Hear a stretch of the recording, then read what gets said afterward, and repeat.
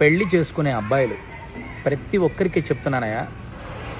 ప్రతి ఒక్కరూ BTech, MBA చేసి మంచి ఎంఎన్సీ కంపెనీలలో జాబు, ఫైనాన్షియల్లీ వెల్ సెటిల్డ్. ఈ మధ్యకాలంలో బాగా అందరూ మ్యాక్సిమం ఫైనాన్షియల్లీ వెల్ సెటిల్డ్ పెళ్లి చేసుకునే అబ్బాయిలు.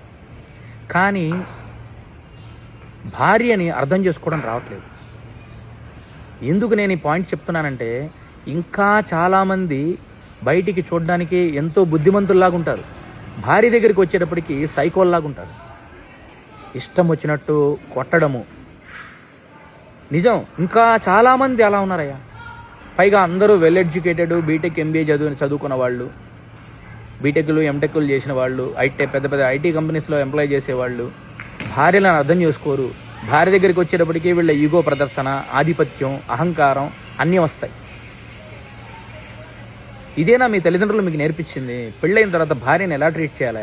ఒక అమ్మాయి తన కుటుంబాన్ని పెంచిన తల్లిదండ్రులను వదిలేసి, ఒక కుటుంబాన్ని వదిలేసి, నీ కుటుంబాన్ని నీ అభివృద్ధి కోసం నేను పెళ్లి చేసుకొని వచ్చింది. నువ్వు ఎలా ట్రీట్ చేయాలి? ఎలా అర్థం చేసుకొని ట్రీట్ చేయాలి? ఇంకా అందరూ చదువుకున్న మూర్ఖుల్లాగా మ్యాన్ హ్యాండ్లింగ్ చేయడము, ఇష్టం వచ్చినట్టు తిట్టడము, మాట్లాడడము, వాళ్ళని అర్థం చేసుకోకుండా ప్రవర్తించడము, ఈగో ప్రదర్శన, ఆధిపత్య ప్రదర్శన.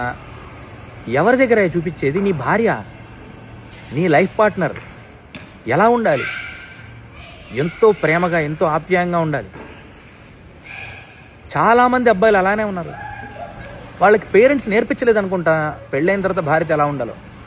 నాకు అదే అనిపిస్తుంది. ఇట్లాంటి వాళ్ళందరినీ చూసిన తర్వాత పేరెంట్స్ని తిట్టాలనిపిస్తుంది, ఈ అబ్బాయిలను కాదు.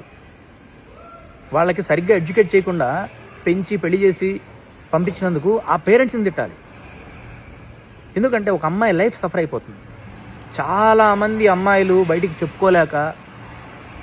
చెప్పుకోలేక చెప్పుకుంటే ఏముంది, గొడవలు, అటు పేరెంట్స్ వస్తారు, డివోర్స్.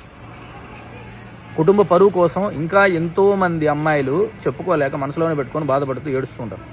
నా దగ్గరికి జాతకాలు పట్టుకొని వస్తారు చాలామంది. ఇట్లాంటి ప్రాబ్లమ్స్ అని చెప్తుంటే ఇంకా ఈ జనరేషన్లో కూడా ఇంకా అలాంటి వాళ్ళు ఉన్నారనిపిస్తుంది. ఎంతోమంది చదువుకున్న మూర్ఖులు భార్యను అర్థం చేసుకోకుండా ఈగో ప్రదర్శన, ఆధిపత్య ప్రదర్శన, పొగరు, అహంకారంతో మ్యాన్ హ్యాండ్లింగ్ చేయడం. అరే భార్య దగ్గర ఏంటో నీకు? నాకు అర్థం కాదు. పట్టు విడుపు ఉండాలి. మేబీ ఎలాంటి భార్య అయినా నువ్వు ప్రేమగా చూసుకుంటే ఖచ్చితంగా మారుతుందేమో. ఎలాంటి గయ్యాళైనా, ఎంతటి గయ్యాళి భార్య అయినా, ఎంతటి రాక్షసి భార్య అయినా నువ్వు ప్రేమగా చూసుకుంటే మారుతుందేమో. ఫస్ట్ నువ్వు మారు, నువ్వు ప్రేమగా చూసుకో. అక్కడ అహంకారం, పొగరు, భార్య దగ్గర అహంకారం, పొగరు, ఈగో ఎందుకండి?